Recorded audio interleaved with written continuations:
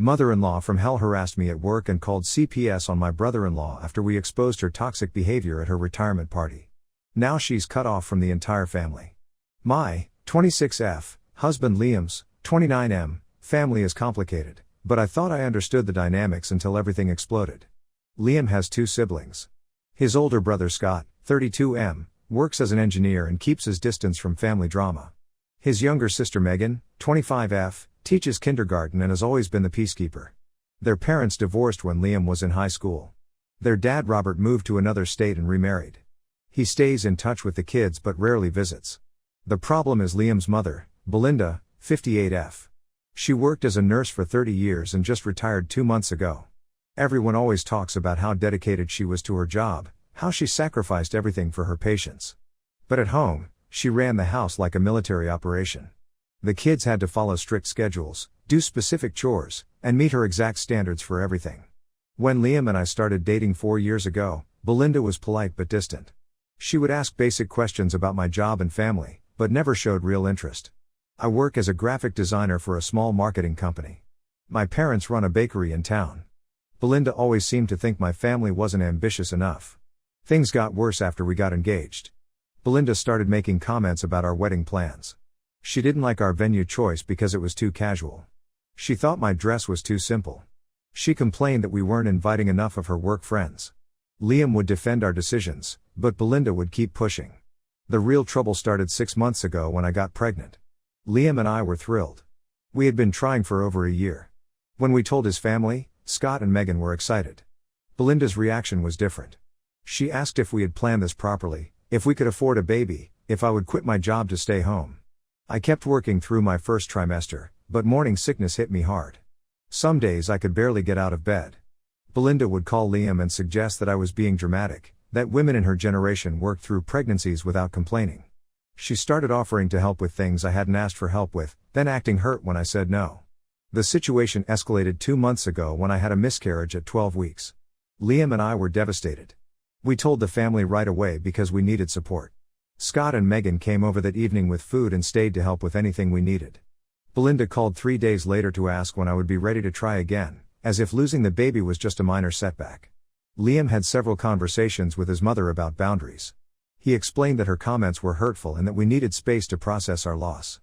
Belinda would apologize, then make similar comments a few days later. She seemed to think the miscarriage meant she could be more involved in our lives, not less. Things came to a head 3 weeks ago when Belinda announced she wanted to have a retirement party. She had been planning it for months but hadn't mentioned it to any of us. She expected the whole family to help organize everything. The party was going to be at Scott's house because he has the biggest yard. Belinda gave everyone specific assignments. Scott had to handle the catering. Megan was responsible for decorations. Liam was supposed to create a photo slideshow of Belinda's career. She wanted me to design invitations and send them to her entire contact list. I was still recovering physically and emotionally from the miscarriage. My doctor had told me to avoid stress and take things easy. When Liam explained this to Belinda, she said I was using the pregnancy loss as an excuse to be lazy. She said other women bounce back faster and that keeping busy would help me move on. Liam lost his temper at that point. He told Belinda that her behavior was unacceptable and that we wouldn't be helping with the party. Belinda started crying and said her own son was abandoning her during an important milestone. She called Megan and Scott to complain about how Liam was treating her. This created tension between the siblings. Megan felt caught in the middle and wanted everyone to just get along for one day. Scott was frustrated because he had already ordered food and couldn't get his deposits back. Liam stood firm and said we wouldn't attend unless Belinda apologized for her comments about the miscarriage. Belinda never apologized. Instead, she called me directly and said I was turning her son against her. She said I was being selfish for making her retirement about my personal problems. She told me that if I really cared about Liam, I would put his family first and help make her day special. I hung up on her. Liam was furious when I told him about the call. He called Scott and Megan and explained exactly what their mother had said. That's when the 3 of them started planning something I didn't know about at the time. The retirement party was last Saturday. Belinda had invited about 40 people, including her former co-workers, neighbors, and some extended family. Liam told me we were going but that we would leave early if Belinda started any drama. I was nervous but agreed to support him. The party seemed normal at first. Belinda was in her element, telling stories about her nursing career and accepting congratulations from her guests. She avoided us mostly, which was fine. Scott and Megan were handling hosting duties and everything seemed organized. Then Scott stood up to give a toast. He thanked everyone for coming to celebrate Belinda's retirement. He talked about her dedication to her job and how proud the family was of her service. Everyone clapped and Belinda looked pleased. But then Scott kept talking. He mentioned how Belinda had always prioritized her work over family time. He brought up specific examples of school events she had missed, holidays she had worked, and times when the kids had needed her but she chose her job instead. The room got quiet. Some guests looked uncomfortable. Megan took over next. She thanked Belinda for teaching them independence because they had learned to take care of themselves from a young age. She talked about doing their own laundry as elementary school kids, making their own meals, and handling their problems alone because mom was always at work or too tired to help. Several people in the crowd started looking at each other. Belinda's smile disappeared. She tried to interrupt, but Megan kept going. She mentioned how Belinda had missed her high school graduation because of a work event, and how Scott had walked her down the aisle at a school father-daughter dance because Belinda was pulling a double shift. By this point, Belinda was standing up and telling her children to stop. Some of her work friends were trying to change the subject. But Liam stepped forward with an envelope in his hand. He announced that the family had prepared a special retirement gift for Belinda. He handed her the envelope and asked her to open it in front of everyone. Belinda's hands were shaking as she pulled out the papers inside. The documents were copies of text messages and voicemails Belinda had left for each of her children over the past 6 months. Liam had printed out her comments about my miscarriage, her demands about the party planning, and her complaints about not being the center of attention in our lives. Belinda started screaming that her children were cruel and ungrateful. She said they were embarrassing her in front of her friends and coworkers. Several guests got up and left at that point. Others stayed but moved away from the immediate area. Liam, Scott, and Megan walked out together, leaving Belinda standing in Scott's backyard with the remaining guests. I followed them to the car. Nobody spoke during the drive to our house. Later that evening, Scott called to say the party had ended shortly after we left. Most of the remaining guests made excuses and departed. Belinda had called Robert crying, but he told her he couldn't help with family problems from across the country. Now Belinda has been calling and texting all 3 of her children nonstop. She's demanding apologies and threatening to cut them out of her will. She's told other family members that her ungrateful children ruined her retirement party and humiliated her publicly. Liam has been getting calls from his aunts and cousins asking what really happened. Some people think the siblings went too far. Others say Belinda had it coming. The family is completely divided now. I keep thinking about Belinda standing in that backyard, holding those papers, realizing that her children had been documenting her behavior. Part of me wonders if there could have been another way to handle this. But then I remember her comments about the miscarriage and I think maybe some things can't be forgiven. Liam hasn't spoken to his mother since the party. Scott and Megan are also maintaining their distance. Belinda keeps leaving voicemails saying she just wants her family back, but none of them are responding. I don't know what happens next. The siblings seem united for now, but I worry this will tear the family apart permanently. Belinda is alone and probably realizing that her children won't tolerate her behavior anymore. But I also know that what she said about my pregnancy loss crossed a line that can't be uncrossed. Update 1: Things have gotten much worse since my original post. Belinda has escalated her campaign to get her children back, and it's created problems I didn't expect. 2 days after the party, Belinda showed up at my workplace. I was in a meeting with a client when our receptionist knocked and said my mother-in-law was in the lobby demanding to see me. I had to excuse myself and go deal with the situation. Belinda was standing by the front desk, holding a large gift bag. She had dressed up and done her hair, like she was going to something important. When she saw me, she started talking loudly about how sorry she was for everything that happened. She said the retirement party was just a misunderstanding and that she wanted to make things right. My coworkers and the client I had been meeting with could hear everything from the conference room. Belinda kept saying she had brought me something special to help with my recovery from the pregnancy loss. She pulled out a baby blanket and some maternity vitamins, which made no sense since I wasn't pregnant anymore. I told her she needed to leave. Belinda started crying and saying I was the only one who could help her fix things with Liam. She begged me to convince him to call her back. When I refused and asked her to go, she got louder. She said I was being cruel and that families should stick together during difficult times. Security had to escort her out. My boss asked if I needed to take the rest of the day off. The client rescheduled our meeting. I was embarrassed and angry that Belinda had brought our family drama into my professional life. That evening, Liam called his mother and told her never to contact me at work again. Belinda claimed she was just trying to apologize and didn't understand why everyone was being so mean to her. Liam hung up when she started crying. The next week, Belinda began contacting Scott and Megan's employers. She called Scott's engineering firm and told his supervisor that Scott was having family problems that might affect his work performance. She suggested they should check on him because he was under a lot of stress. Scott's boss pulled him aside and asked if everything was okay at home. Scott had to explain that his mother was creating problems and that work shouldn't be involved. His supervisor was understanding, but Scott was mortified that Belinda had tried to interfere with his career. Belinda did something similar with Megan's elementary school. She called the principal and said she was concerned about Megan's mental state because of family issues. She implied that Megan might not be fit to teach small children right now. The principal had to investigate the complaint, which put Megan under scrutiny from her supervisors. Megan was furious. She had worked hard to build her reputation at the school, and Belinda's interference could have damaged her career. Megan called her mother and left a voicemail saying that involving their jobs was unforgivable and that she never wanted to speak to her again. Around the same time, we started getting weird visits from Belinda's friends and former co-workers. These were people who had been at the retirement party and witnessed what happened. Some of them seemed genuinely concerned about Belinda's well-being. Others were clearly fishing for more details about the family drama. One woman came to our house on a Saturday morning. She introduced herself as Belinda's former supervisor at the hospital. She said Belinda had been calling her every day, crying about how her children had turned against her. The supervisor wanted to understand what really happened because Belinda's version of events didn't make sense. Liam explained the situation calmly. He showed her some of the text messages Belinda had sent about my miscarriage. The supervisor looked uncomfortable and said she hadn't known Belinda could be so hurtful to family members. She apologized for bothering us and said she would stop taking Belinda's calls. But other visitors were less sympathetic. Belinda's neighbor came by and accused us of elder abuse. She said Belinda was depressed and isolated, and that her children were being cruel by cutting her off. The neighbor had only heard Belinda's side of the story and thought we were the villains. These confrontations were exhausting. We couldn't go grocery shopping or run errands without potentially running into someone who wanted to discuss our family situation. Belinda had turned her personal crisis into a public campaign, and we were being judged by people who didn't know the full story. The breaking point came 2 weeks ago when Belinda showed up at Scott's house while he was at work. His wife Sarah, 29F, was home with their 2 young children. Belinda rang the doorbell and when Sarah answered, Belinda pushed past her into the house.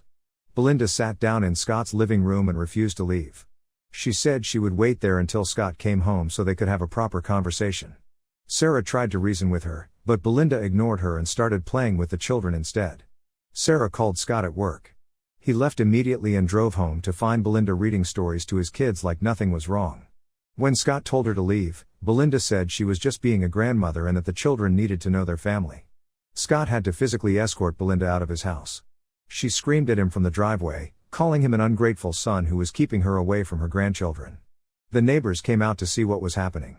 Scott was humiliated and worried about how this would affect his family's reputation in their neighborhood. That incident convinced all 3 siblings that Belinda's behavior was escalating dangerously. Scott changed his locks and installed a security system. Megan moved in temporarily with a friend because she was afraid Belinda would show up at her apartment. Liam and I started varying our routine so Belinda couldn't predict where we would be. Belinda's campaign also affected our extended family relationships. She had been calling Liam's aunts and uncles, telling them her version of what happened at the retirement party. She painted herself as a victim whose children had publicly humiliated her for no reason. Some relatives believed Belinda's story and started taking sides. Liam's uncle called him and said he was disappointed in how the siblings had treated their mother. A cousin sent Megan a long email about respecting elders and family obligations. But other family members were more skeptical. Liam's aunt on his father's side called to get our perspective. When Liam explained what Belinda had actually said and done, his aunt admitted that Belinda's behavior at family gatherings had always made people uncomfortable. The family division has made upcoming holidays complicated. Belinda's sister is hosting Thanksgiving and doesn't know whether to invite Belinda or her children. Several relatives have said they won't attend if there's going to be drama. Robert, Liam's father, finally got involved last week. He called Liam and said Belinda had been calling him daily, begging him to intervene with their children. Robert said he had tried to stay neutral, but Belinda's behavior towards Sarah and the grandchildren had crossed a line. Robert spoke to each of his children separately. He didn't take sides about the retirement party, but he supported their decision to maintain boundaries with Belinda. He said he had dealt with Belinda's controlling behavior during their marriage and understood why they felt the need to protect themselves. Belinda's reaction to Robert's lack of support was predictable. She started calling him names and accusing him of turning their children against her. Robert stopped taking her calls after she left several abusive voicemails. Now Belinda is essentially alone. Her children won't speak to her. Her ex-husband has cut contact. Some of her friends have stopped taking her calls because she only wants to talk about her family problems. Her attempts to get support from extended family have mostly backfired. The siblings are holding firm on their decision to maintain no contact with Belinda. They talk to each other regularly and present a united front when relatives try to pressure them into reconciling. But the situation has taken a toll on all of them. Scott is considering moving his family to a different neighborhood because he's tired of dealing with neighbors who have opinions about their family drama. Megan is looking for a new teaching position in another school district because she's worried Belinda will continue interfering with her career. Liam has been having trouble sleeping and seems constantly on edge waiting for Belinda's next move. He checks our security cameras obsessively and gets nervous when unknown numbers call our phones. I know people think the siblings should try to work things out with their mother, but Belinda's behavior since the party has proven that she hasn't learned anything from what happened. Instead of reflecting on why her children felt the need to confront her publicly, she's doubled down on playing the victim and trying to force them back into her life. Update 2: Belinda's situation has taken some unexpected turns, and we've learned information that changes how I understand this whole conflict. 3 weeks ago, Megan was contacted by Belinda's former supervisor at the hospital, the same woman who had visited us earlier. The supervisor said she had been thinking about our conversation and wanted to share something important about Belinda's work history. It turns out that Belinda's dedication to her job, which everyone always praised, wasn't entirely voluntary. During her last 5 years at the hospital, Belinda had been written up multiple times for conflicts with other nurses and inappropriate comments to patients' families. The supervisor explained that Belinda had developed a pattern of overstepping boundaries with grieving families. She would insert herself into private family moments and offer unsolicited advice about medical decisions. Some families complained that Belinda made their difficult situations worse by being pushy and insensitive. The hospital had tried to address these issues through counseling and training, but Belinda always insisted that she was just being helpful. She couldn't understand why people didn't appreciate her involvement. The supervisor said they had been considering early retirement options for Belinda when she announced her own retirement plans. This information helped explain Belinda's behavior toward our family. Her inability to respect boundaries and her need to control situations weren't new problems that started after her retirement. These were long-standing patterns that had affected her professional relationships too. Megan shared this information with Liam and Scott. It was validating to learn that other people had struggled with Belinda's behavior, but it also made them realize that their mother's issues were deeper than they had understood. Around the same time, we discovered that Belinda had been lying about her financial situation. She had been telling people that her retirement was comfortable and that she didn't need help from anyone. But Scott found out through a family friend that Belinda was actually struggling financially. Apparently, Belinda had made poor investment decisions with her retirement funds. She had also been spending money recklessly during her last few months of work, buying expensive things for her retirement party and her house. Her pension was smaller than she had expected, and she was having trouble paying her bills. This explained why Belinda had been so desperate to reconnect with her children. She wasn't just lonely or hurt by the confrontation at her party. She was facing financial problems and needed support, but she was too proud to admit it directly. Scott felt conflicted about this discovery. Despite everything that had happened, he didn't want his mother to lose her house or struggle to buy food. But he also knew that Belinda would use any financial help as leverage to force her way back into their lives. The siblings decided to consult with Robert about the situation. Their father confirmed that Belinda had always been bad with money and had made impulsive financial decisions throughout their marriage. He said that giving her money would only enable her behavior and create more problems. Robert suggested that if the children wanted to help Belinda, they should do it through a third party who could ensure the money was used for necessities. But he warned them that Belinda would probably reject help that came with conditions or oversight. While the siblings were discussing their mother's financial problems, Belinda made another desperate move. She contacted Child Protective Services and reported Scott and Sarah for neglecting their children. Belinda's complaint claimed that Scott was too stressed to properly care for his kids and that Sarah was overwhelmed and not providing adequate supervision. She said she was concerned about the children's well-being because the family was going through difficulties. Scott and Sarah received a visit from a CPS worker who had to investigate the complaint. The worker could see immediately that the children were healthy, happy, and well cared for. Scott's house was clean and organized, and the kids seemed comfortable with their parents. The CPS worker explained that they occasionally receive complaints from family members during custody disputes or family conflicts. She said it was clear that Scott and Sarah were good parents and that the complaint was unfounded. But Scott still had to go through the stress of having his parenting questioned by authorities.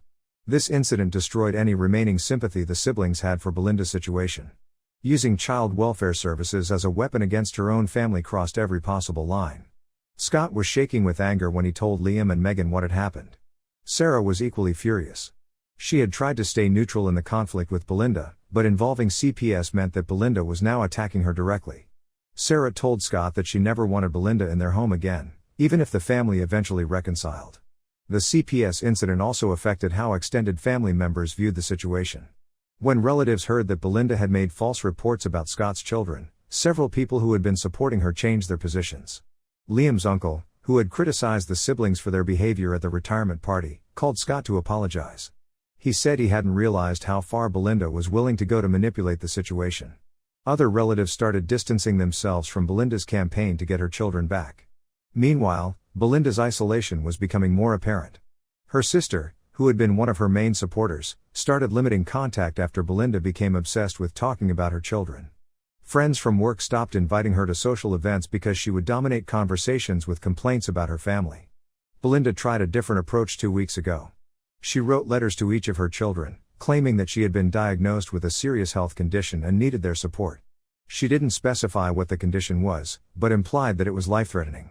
The siblings were suspicious because Belinda had a history of exaggerating health issues for attention. Megan called Belinda's doctor's office, claiming to be concerned about her mother's condition. The receptionist couldn't give specific information, but confirmed that Belinda had recent appointments for routine checkups and lab work. Liam called the hospital where Belinda had worked and spoke to one of her former colleagues. The colleague said Belinda had been telling people about various health scares since her retirement, but that she seemed physically fine when people saw her around town. The health scare letters appeared to be another manipulation attempt. The siblings didn't respond to the letters, which prompted Belinda to escalate again. She started calling their neighbors and coworkers, claiming that her children were ignoring their dying mother. This backfired spectacularly.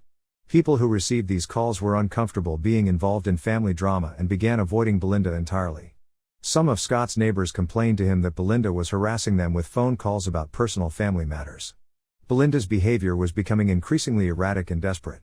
She was burning bridges with everyone in her life by trying to force them to take sides in her conflict with her children. Her attempts to manipulate the situation were transparent and pushed people away rather than gaining sympathy. The siblings realized that Belinda wasn't going to stop or change her behavior. Every boundary they set prompted her to find new ways to intrude on their lives. Every consequence for her actions led to escalation rather than reflection. Scott, Megan, and Liam made a decision to consult with a lawyer about their options. They wanted to know if Belinda's harassment and false reports constituted legal violations, and whether they could get restraining orders to protect their families. The lawyer explained that Belinda's behavior could potentially be considered stalking or harassment, especially her workplace visits and involvement of CPS. He suggested documenting all contact from Belinda and warned them that restraining orders sometimes escalate conflicts rather than resolving them. But the lawyer also helped them understand their rights and options if Belinda continued to escalate. Having legal advice gave the siblings more confidence in maintaining their boundaries and protecting their families from Belinda's increasingly destructive behavior. Update 3: The situation with Belinda has finally reached a resolution, though not in any way I could have predicted when this all started. 2 months ago, Belinda's sister Patricia called Liam with concerning news. Belinda had been staying with her since running out of money for her house payments, but Patricia was reaching her limit. Belinda spent most of her time online, researching legal ways to force her children to have contact with her. Patricia said Belinda had become obsessed with stories about grandparents' rights and parental alienation. She was convinced that she could sue Scott for access to his children, or force all of her kids to provide financial support through elder abuse claims. Belinda had started contacting lawyers, but most of them wouldn't take her case once they heard the details. The few who were willing to consult with her explained that she had no legal grounds to force adult children to maintain relationships or provide money. Patricia was worried because Belinda's behavior was becoming more concerning. She would stay up all night making lists of people who had wronged her and planning ways to get revenge. She talked constantly about how ungrateful her children were and how she deserved better treatment. The breaking point came when Belinda started bothering Patricia's neighbors and coworkers with her complaints. Patricia worked as a bank manager and valued her professional reputation. When Belinda showed up at the bank demanding to speak with Patricia about family business, Patricia realized she couldn't continue housing her sister. Patricia gave Belinda 2 weeks to find somewhere else to live. She offered to help Belinda apply for subsidized housing or look into assisted living facilities, but Belinda refused any option that would acknowledge her financial limitations. Instead, Belinda decided to make one final attempt to force her children back into her life. She planned what she called a family intervention, though it was really just another manipulation attempt. Belinda contacted Robert and begged him to help arrange a meeting with their children. She promised that she would apologize for everything and accept whatever boundaries they wanted to set. Robert was skeptical but agreed to reach out to the kids on her behalf. Robert called Liam first and explained Belinda's request. Liam was immediately suspicious because Belinda had never actually apologized for any of her behavior. Every previous attempt at reconciliation had been about what other people owed her, not about taking responsibility for her actions. But Robert said Belinda claimed she had finally realized that her approach wasn't working. She wanted one conversation where she could apologize properly and ask what she needed to do to have a relationship with her children and grandchildren. Liam discussed it with Scott and Megan. They were all tired of the ongoing drama and wanted it to end. Megan thought maybe Belinda had actually learned something from being isolated and rejected by most people in her life. Scott was more skeptical, especially after the CPS incident. But he was also tired of looking over his shoulder constantly and wondering what Belinda would try next. If there was any chance of resolving the situation, he thought it was worth exploring. The siblings agreed to meet with Belinda in a public place with Robert present as a mediator. They chose a quiet restaurant where Belinda couldn't make a scene without embarrassing herself in front of other customers. Belinda arrived early and had clearly prepared for the meeting. She brought a folder with papers and had written notes on what she wanted to say. She seemed nervous but determined, which was different from her usual angry or manipulative demeanor. The conversation started with Belinda reading from a prepared statement. She apologized for her behavior at the retirement party and acknowledged that the siblings had valid reasons for being upset with her.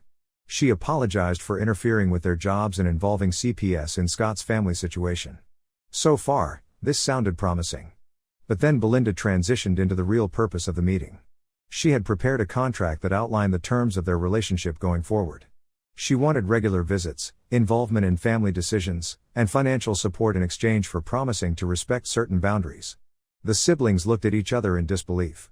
Belinda still didn't understand that she couldn't negotiate her way back into their lives through demands and conditions. She was treating the apology as a business transaction rather than genuine remorse for her behavior. Liam told Belinda that relationships don't work through contracts and ultimatums. He said that if she truly wanted to repair their relationship, she would need to demonstrate changed behavior over time without expecting anything in return. Belinda's facade started cracking. She said she had already apologized and compromised by agreeing to meet with them. She couldn't understand why that wasn't enough to restore their relationship immediately. Megan explained that apologies mean nothing without changed behavior, and that Belinda was still trying to control the situation instead of accepting the consequences of her actions. She pointed out that Belinda's apology had quickly turned into new demands. Belinda became defensive and accused her children of being unreasonable. She said she had lost everything already and deserved some consideration for being their mother. The conversation deteriorated quickly from there. Scott stood up to leave when Belinda started crying and making accusations. She grabbed his arm and begged him not to abandon her again. When Scott pulled away, Belinda knocked over her water glass and started making a scene.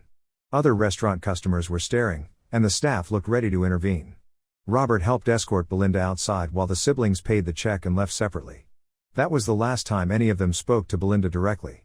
Robert called Liam later and said Belinda had spent the entire drive back to Patricia's house ranting about how unfair her children were and how the meeting had proved they would never forgive her. 2 weeks later, Patricia called to say she had given Belinda an ultimatum to find new housing immediately. Patricia couldn't handle Belinda's increasingly erratic behavior and didn't want her own life destroyed by association with Belinda's problems. Belinda ended up moving to a subsidized apartment complex about an hour away from where her children lived. The distance meant she couldn't easily show up at their homes or workplaces anymore. We heard through Robert that Belinda struggled with the transition to her new living situation. She didn't know anyone in the area and had burned most of her bridges with old friends and coworkers. Her isolation was now geographic as well as social.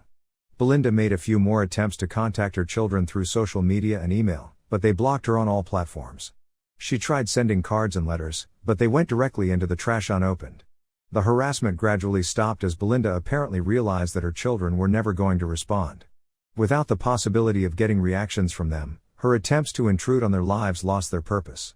Life has returned to normal for all of us. Scott and Sarah bought a new house in a different neighborhood where Belinda doesn't know the address. Megan got engaged to her longtime boyfriend and is planning a wedding that Belinda will know nothing about. Liam and I started trying to get pregnant again. This time, we're only sharing the news with people we trust completely. Belinda will have no opportunity to insert herself into our family planning or pregnancy experience. The extended family has largely moved on from the drama. Most relatives understand that Belinda created her own isolation through her behavior. A few people still think the siblings were too harsh, but nobody expects them to reconcile anymore. Belinda's retirement party was supposed to be a celebration of her career and the beginning of a new chapter with more time for family. Instead, it became the event that exposed her true character and ended her relationships with the people she claimed to care about most. Sometimes I wonder if Belinda has gained any insight into how her behavior pushed everyone away. But based on her final attempt at reconciliation through demands and contracts, I doubt she understands that respect and love can't be negotiated or forced. The siblings are all doing well now. They have peace in their lives and can focus on building positive relationships with people who treat them with genuine care and respect. Belinda made her choices, and she's living with the consequences of those choices alone.